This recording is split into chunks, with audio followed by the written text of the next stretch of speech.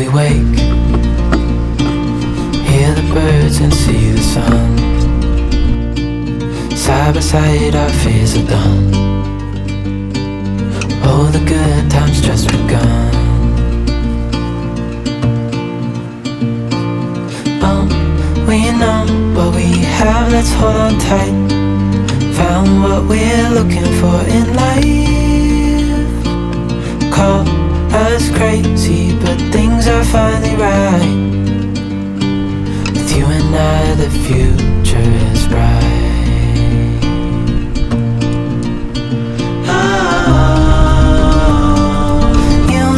We got it.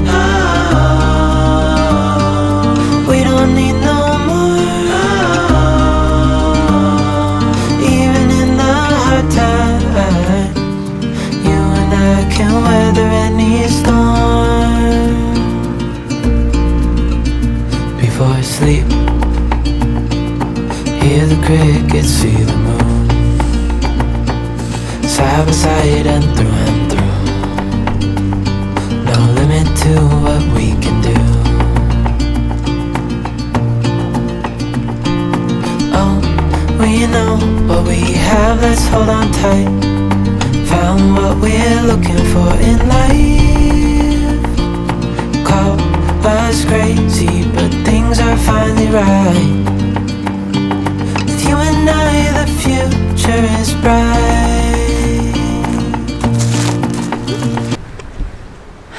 So that planting you just saw was not from today. It was actually from a couple weeks ago. I just didn't get the video up. So, figured I'd leave it in, show you where we started, how I started planting, and how things are going now. So the first thing I want to show you is our hugelkultur beds. If you haven't seen how we started that, I will pop a link there for you guys to check that out. This was an area that we used to just have hostas in, and we didn't use them for anything.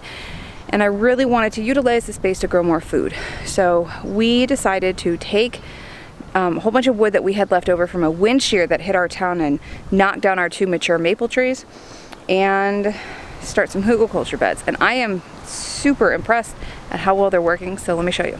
So here I've got some, is it speckled or freckled? I can never remember the names of exactly what I planted. All I know is by looking at them, if it's something that I like or if I don't like, but I can never remember the names of things.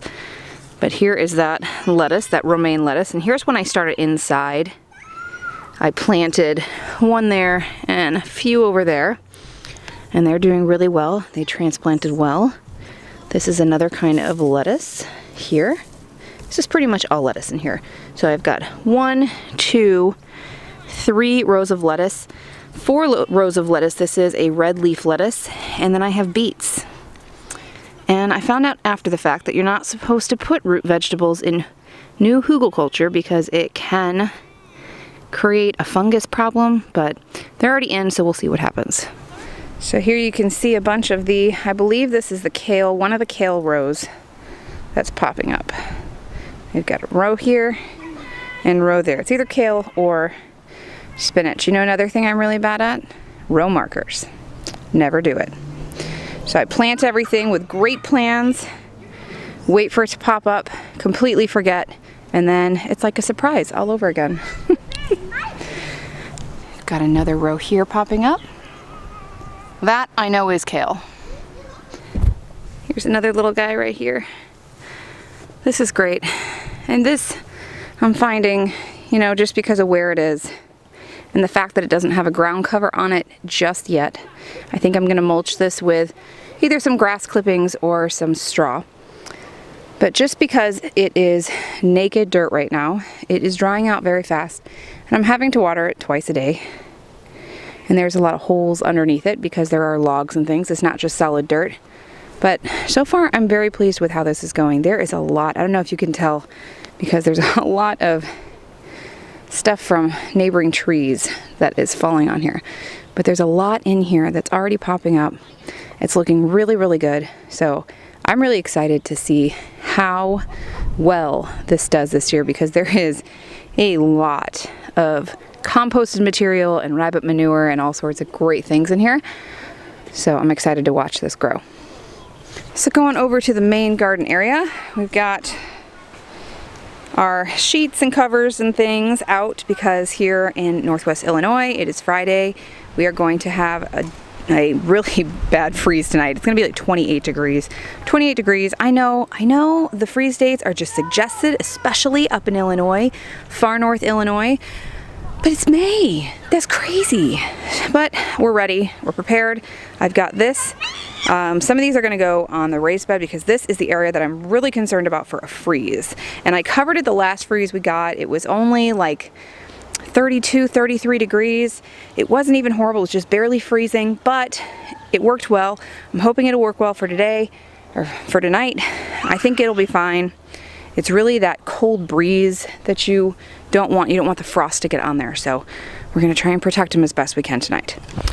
So what we've got down here is still those carrots that I planted. Nothing popping up yet, but it hasn't been real long, so they'll come. Our garlic is looking amazing though. I'm super excited to eat this. There's a variety that I planted in here. I think it was the hardneck. Hey, look at me remembering what something is. From My Gardener. This is a few more rows of carrots in here. Again, I planted them at the same time as these rows here, so that'll be up in a little while. The radishes have been amazing. You can see some holes in there. We've been harvesting a little bit here and there. Some really teeny tiny ones because I planted them a little too close together. There's one. Just a little too close. But they're super small seeds and I really didn't get out to thin them. A couple of them that I did thin, I replanted just right next to them because I didn't want to lose plants. And they're working, so they took. Lots and lots of radishes. I will definitely be doing a fall crop of this because these are French breakfast radishes and I love them. They are not a super spicy flavor. These carrots are looking good. I did 2 rows of carrots over here, 2 or 3, can't remember now. No, I did 3 rows. I did 3 rows of carrots here.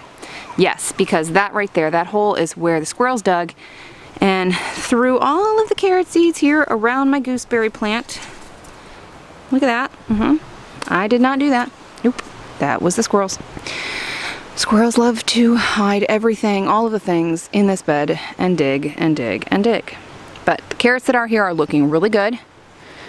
Honestly though, for the amount of carrots that we get in just a handful of rows, it's not about the preserving, it's just about enjoying planting and the kids keeping an eye on it and harvesting it. They really are in charge of the carrots. I mean, I water it when it needs to be watered, but they really enjoy doing it. They enjoy the process. So I really just plant carrots more for them.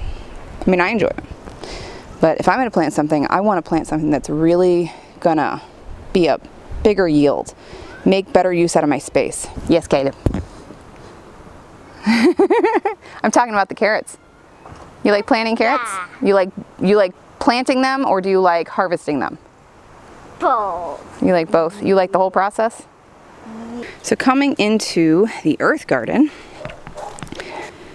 this is something that I might have done this once, one year, a long time ago for cucumbers, but I haven't done a sisal or jute trellis in a very long time, just because it deteriorates so fast.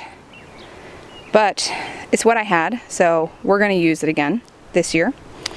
I'm using it for peas this year. I planted 20 of them and all 20 germinated. They look wonderful.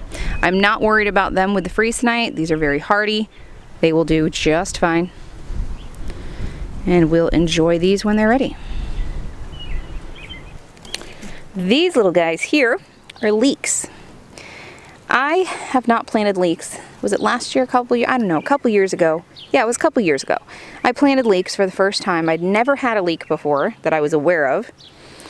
And I really, really enjoyed it. I love onions. I love light onion flavors like spring onions and chives and leeks.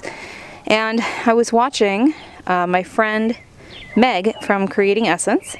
I was watching her, one of her videos, and she talked about leeks. And I said, oh, leeks. I need leeks. That's what's missing. Need some leeks. So I went to the greenhouse and adopted these guys, and I have so many more to plant. Many more leeks. And we've got tons of space for them. We have tons more things to plant, but we have no problem coming up with space for these guys because they don't take much room up at all. As you can see, I plant them about 1.5 inches, 2 inches apart. Nice long row. This is about 50 of them already. I'll plant many, many more. Excited for the weeks. Glad to have them. But what is that down there? This sea of nonsense is oregano. So it started off as this tiny little starter plant that I got from a nursery right about where that T-post is. And I had green beans here that year. And man, it just took off. It just exploded. So oregano is a runner. So if I grab onto this plant, see if I can get it. Nope, that one didn't want to come. It's okay, we'll just grab another one here. This one's nice and hardy.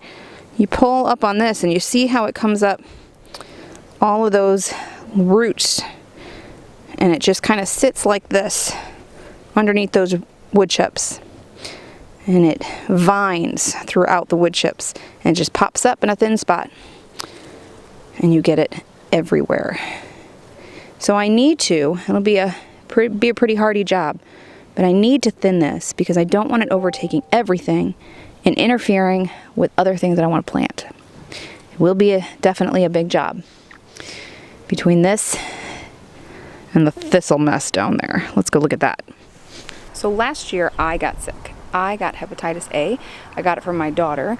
No idea where she got it from. There's theories, but it was never proven. There's videos on it. I'm not going to rehash it all now. But I say that to explain this situation. I was very sick. I was in the hospital for almost a week, and then I was seriously ill for about 6 months at home while I recovered. And really didn't start feeling 100% until about Christmas time, right around there. I love oregano smell. It smells so good. But the garden really suffered, and I could, between myself and the kids, could keep up with everything that I've shown you before already.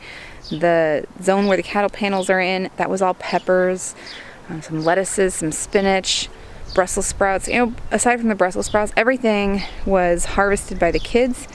Some of it I did, but all real harvested and maintained by the kids. And then the loofahs and the green beans. Loofahs went until winter, and I had to hang them up to get them to dry, but the kids helped me harvest them. And then the green beans, the kids loved. Who doesn't love picking green beans? So that was easy to take care of.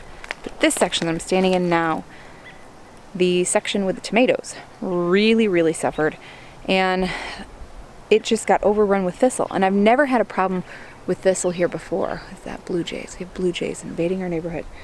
And it went to seed. And when thistle goes to seed, you will have thistle forever.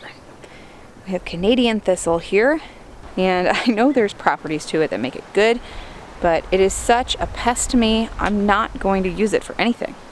But it's a big problem. I have my oldest help me with this main area here, all in the tomato section. Whoop! Dropping the camera. And this section here was covered with thistle. And I did tell him to leave the violets because the chickens eat on that. We use them. You can eat them. And he cleared out that thistle. He cleared out all the thistle for me here. This is what we've got left. 2 rows of thistle. And it's starting to encroach past that fence line again, even though we already cleared it out. It is a nuisance. I will be fighting it all this season, probably next season too, maybe even the season after that. I'm hoping we won't be here that long. I'm hoping this garden season is my last full gardening season here to plant in this earth garden. Much as I love it, we're ready to move on. But this is going to be my nightmare this year. Evil little plant. These raised beds here, these elevated beds are doing really well. This is transplanted lettuce. Again, I can't tell you what this one's called. It is a leaf lettuce. And I planted some green Malabar spinach seeds in here. And on the ends, it does vine. Whoop. So I'm hoping it will do well here with this little trellis from last year. Oh, what is that? Plastic. Same thing here. It's got the little trellis. Green Malabar spinach here. And at the end there, I've got chives here. I have never had In all the years of growing chives, I've never had them blossom for me, which is the coolest thing ever because I've always wanted these blossoms. So I'm excited for them. I probably just start harvesting on them too soon and I never get them, but I've already harvested a couple times. You can see some plants are shorter than others and they're really, really good. Use them for a lot of things. Love to have chives. And our one little random freckle romaine lettuce plant that I transplanted. Got a few additions onto the homestead this year. Now all of this here will go onto our permanent homestead. These plants down here are for Cynthia. Our township had hired somebody to come and clear out the ditches, and unfortunately in those ditches was all of our privacy, bushery and trees and stuff, so all of that got cleared out. So I got these for Cynthia plants from Walmart for $5 per plant. Awesome deal. And these are big plants. They get really big. I mean, you can shape them and cut them and trim them however you want, but they get really big. They're beautiful. There's the ones that have the beautiful yellow flowers and then they turn to this green for the rest of the season. But you plant these about 8 feet apart. I got 5 of them. That'll give us 40 feet on the first top part. That is the most clear on our land. I'll show you when it's planted. And this will, over the years, fill in really nice. These are both pear trees that I got for $12 a piece from Walmart. Now they're Moonglow pear and Ayers pear, I believe is how you say it. And the Ayers likes the Moonglow, but the Moonglow only likes Bartlett from what I read. So I'm going to get a Bartlett pear tree and plant it with these two so everybody will be happy and produce lots of pear. This is our other little raised bed that we made from old playground scrap wood and from my 14-year-old's changing table. And in there, we used this as cucumber trellising last year. This year, we have peas, and who knows what else we'll use it for. Probably cucumbers, and then bees again. We've got rosemary here, some thyme, and another rosemary plant. I don't know what this guy is though. I planted a nasturtium here last year. I don't know what that is. At first I thought it was a tomato plant. I figure I'll wait and see. If it's something I don't want, I'll pull it out. If it's something I do want, I'm glad I left it. The potato boxes are working out really well so far. This is just a project I did kind of last minute with some scrap lumber we had. Filled it up with some topsoil and some rabbit manure and planted some potatoes in here. I could not find seed potatoes, so what I did is get some organic potatoes from my Misfits order actually. Let them give me the little eyes on them. They sprouted, I don't know, about yay big. Never had great luck with potatoes, but I'm hoping these will kind of help me control the elements a little bit better so that we can get some potatoes this year. The one last remaining blueberry plant. This whole row had blueberry plants, the last one that remains. And of course, the year that all of my blueberry plants are gone, I now am getting blueberries. Cherry trees are looking great. And I planted some orange mint down at the bottom. And the idea of orange mint, I mean, it smells amazing. It's like a light mint, and then you kind of have like an orange aftertaste for your nose. I don't know, I can't describe it well, but it's wonderful. I'm gonna do the same with this tree. Not sure what I'm gonna plant down here yet, but I have lots to choose from. This is the black Tartarian cherry tree that we have. Had a handful of blossoms on here. I will be covering both of these trees tonight. See what happens. So this interesting little guy here, I believe, is our chamomile plant. I planted chamomile last year in those guys. So we must have had something fall down in here and decide it was going to spread down this little bed. More the merrier though. This is our these golden raspberries. They're thornless. I'm hoping to get some fruit off of this year. Another little chamomile plant because I didn't think I was going to have any this year, so we have an extra one. The lavender is looking rather ill. It is still very fragrant though, and I pulled off all of the dead stuff, so I'm hoping it'll bounce back. If not, I do have some stratified seeds and I'll start some over in another pot. Here is some caraway that something has been eating off of, so we'll see what happens with that one. I do have more bigger plants to put in here with it though. Here we have a purple sage, another golden thornless raspberry bush that got mowed off last year, so hopefully this year it'll do really well. It also has a ton of new growth on this, so much new growth. I'm pretty sure I just told you that wrong. That is a variegated type of sage. This is our purple sage. And there's the other purple sage. He adopted these from the nursery also. Over the winter, I realized that sage is the absolute best ingredient to add to cooking any kind of meat. It is delicious, and I love sage. So lots and lots of sage being planted this year. Not just that, I have more. So that is my first garden tour of the year, first week of May. If you guys like this video, give it a thumbs up, and if you haven't subscribed, I want to invite you to go ahead and do that so you can stay up to date with all the videos we put out. Now I have to go cover everything up. It's starting to get pretty cold outside, and I want to protect those fragile plants. When we wake,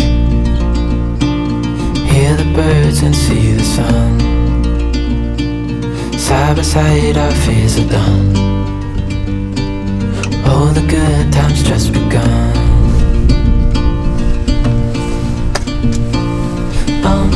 We know what we have, let's hold on tight. Found what we're looking for in life. Call us crazy, but things are finally right. With you and I, the future is bright.